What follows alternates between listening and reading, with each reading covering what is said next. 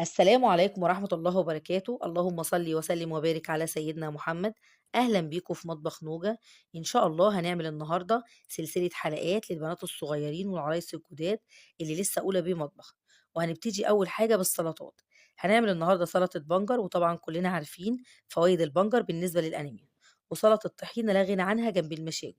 وسلطة كول سلو حاجة كده روعة، أحلى وأجمل من اللي بناكلها بره في المطاعم ب100 مرة. تعالوا نشوف هنعمل 3 أنواع السلطات دول إزاي. أول حاجة هنعملها سلطة البنجر. استخدمي كمية البنجر اللي انتِ محتاجاها. أنا جبت البنجر ما عملتش فيه أي حاجة غير إن أنا غسلته كويس، ومش هنقشره إلا لما يتسلق. هاحطه في حلة فيها مَيّة واسلقه زي ما بنسلق البطاطس بالضبط، ومش هاحط في المَيّة أي حاجة، هاسلقه في مَيّة بس. ده شكل البنجر بعد ما اتسلق، هيتقشر معاكِ بكل سهولة.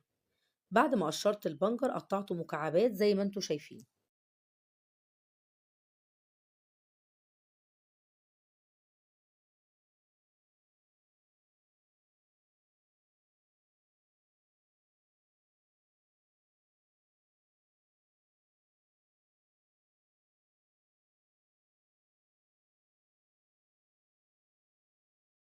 هنعمل بقى يا جماعة الدريسنج اللي هنحطه على السلطة.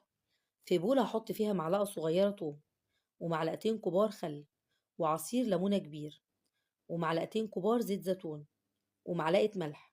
ومش هكتر ملح علشان الثوم فيه نسبة ملح.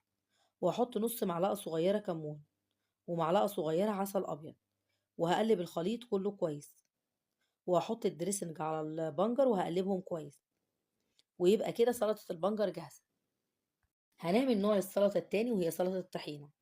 في بولة هحط فيها معلقة توم صغيرة، وحوالي كوباية ونص من الطحينة، وعصير ليمونة كبير، ومعلقتين كبار خل، وبالمضرب السلك وهابتدي أقلبها. وانتي بتقلبي هتلاحظي ان الطحينة تقلت. في المرحلة دي هنفكها بالمية السخنة المغلية. المية المغلية هتفكها معاكي بكل سهولة، ومش هتسيب فيها أي أثر للتكتلات. هتحطي المية تدريجيا لحد ما تخفيها.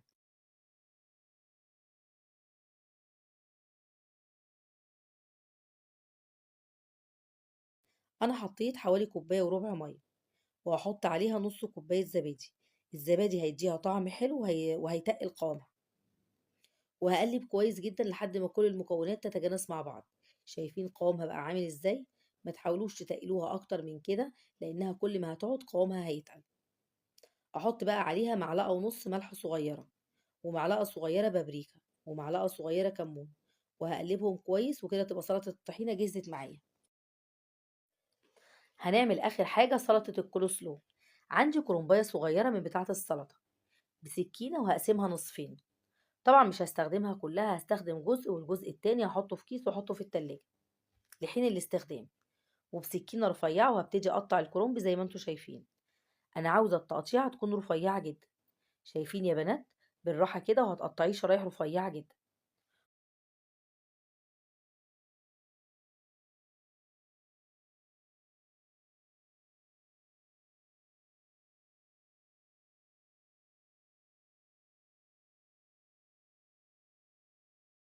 وبسكينة كبيرة شوية وهتقطعيه بالشكل ده، علشان ما تبقاش وحدات الكرنب طويلة.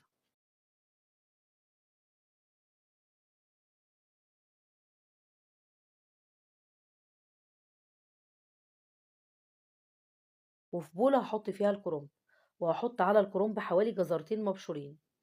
وفي بولة صغيرة هحط فيها معلقتين كبار زيت زيتون، ونص كوباية زبادي، وحوالي نص كوباية مايونيز، ومعلقة كبيرة عسل أبيض. أنا ما باحطش سكر، أنا باكتفي بالعسل الأبيض. ومعلقة ونص صغيرة ملح. وهقلب كويس. وبعدين هحط خليط المايونيز والزبادي على السلطة.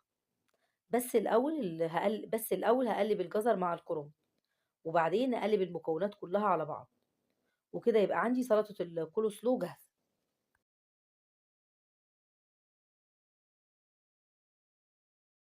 بصوا بقى سلطة الطحينة قوامها تقل وبقت عاملة ازاي، ولسه هتتقل تاني شوية كمان.